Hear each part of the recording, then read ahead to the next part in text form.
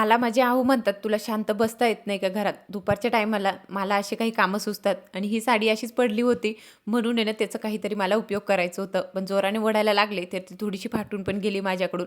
पण काही हरकत नाही, याला पण मी कामात घेणार. पूर्ण पहिले लेस काढून घेतली आणि जे काही सतरंगी तुम्हाला खाली दिसते ना, त्याला ही साडी मला लावायची आहे. माझ्याकडे इतके बेडशीट आहे, 4-5 तरी सहज असेल. तरी पण मला ह्या बेडवर आहे ना ही सतरंगीच टाकायची असते आणि त्याच्यावर आहे ना साडीचं कापड लावायचं असतं. जरी मला गोधड्या शिवता येत नाही तरी पण असं काहीतरी जुगाड मी करते. जे काही लेस निघली होती ती व्यवस्थित सांभाळून ठेवली. त्याचंही काही ना काही कुठेतरी माझा उपयोग होणार म्हणून मी ना त्याला सांभाळून ठेवली.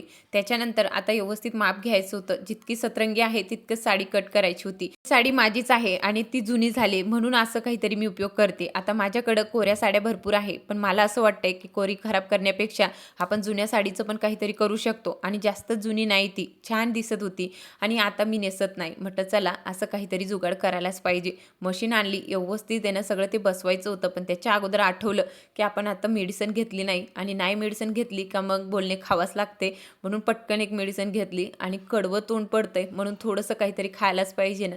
आता राहिलेलं काम परत करायचं होतं आणि मी ना इथं धाग्याचं ना बॉक्स ठेवला होता. तरी राजवीर आहे ना एका जागेवर माझी कोणतीच वस्तू ठेवत नाही. त्याला इतकं पतंगाचं नाद लागलंय ना, तर तो बॉक्समध्ये ना नेहमी रीळ काढत असतो आणि इकडे तिकडे टाकतोय.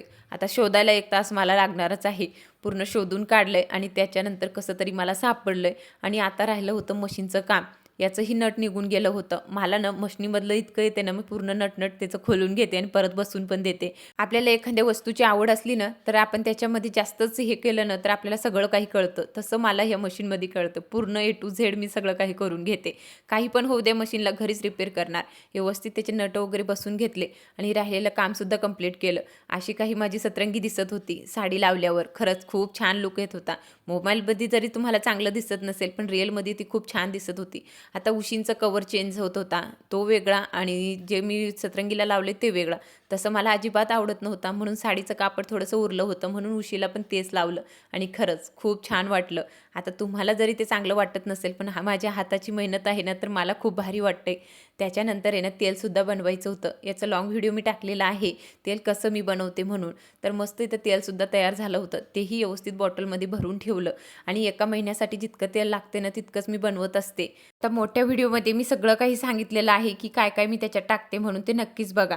त्याच्यानंतर संध्याकाळचं जेवणसुद्धा मला बनवायचं होतं म्हणून आहे ना इथे बाहेरून जरा थोडंसं पार्सलसुद्धा आणलं होतं, ते आम्ही खाल्लं आणि मस्त कांद्याची पात केली होती.